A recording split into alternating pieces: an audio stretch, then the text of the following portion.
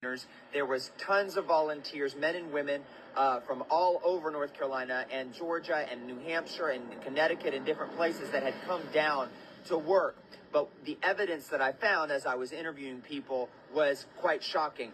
It's not just a land grab. I know we've heard the term land grab with Chimney Rock, Spruce Pine, Black Mountain, and what they're doing with Albemarle, but it's way more nefarious than we could have ever thought, to the point where I had to tell you, leaving here today, before I left, what really is going on. So it's not just those areas where they have completely collapsed those communities in order for the government to come in and then put their lithium mine and then do their quartz mine as well. For those who don't know, North Carolina houses the largest amount of lithium, which is what is used to do the battery-operated cars. And because electric cars are going to be the wave of the future, they know this, and it's not just that, it's all batteries, and they use lithium for other things. But there's quartz up here. It's the largest amount of quartz mineral rights up here in all the world, the entire world. It's shocking that we would house that much of that mineral there.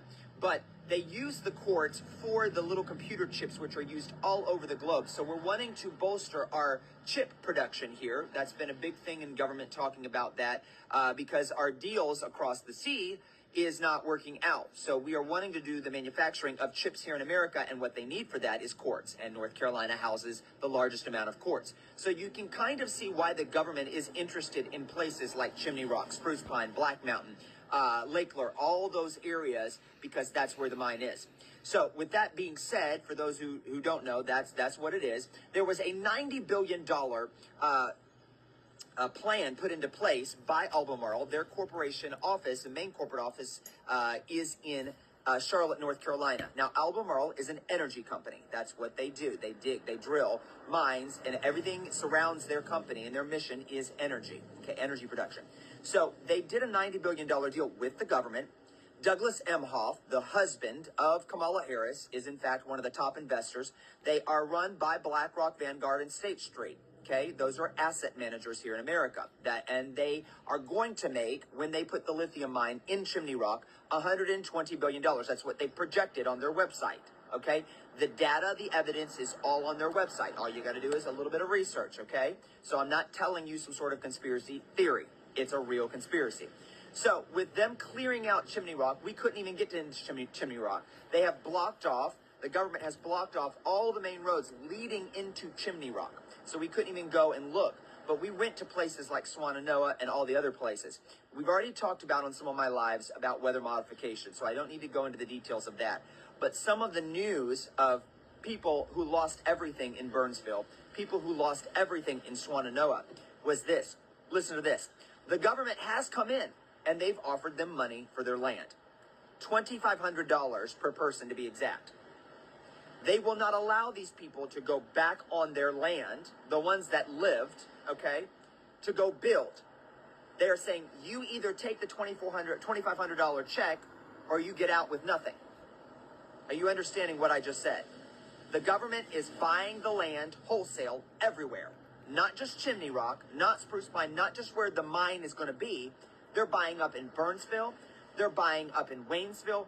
Everywhere where they lost their entire home, the government is confiscating the land and giving them a $2,500 check. It's a statewide land grab. And then the news, the local news, just reported that Governor Roy, good old Democrat, Governor Roy, decided that they were going to buy up whole communities that were devastated for pennies on the dollar due to climate change. That was in the local news. So another thing is that people are they have brought construction companies from all over because the government is not doing it. This is a job for FEMA. If FEMA was actually operating the way they're supposed to be operating, they'd be feeding the homeless. They would be rebuilding homes, but they're not doing any of that.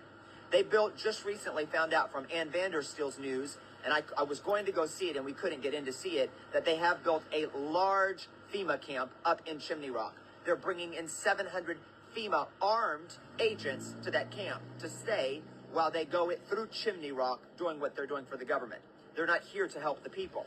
and with the government giving them pennies on the dollar for their land, the insanity that's going on here is so highly, number one, unconstitutional, highly illegal. It's criminal.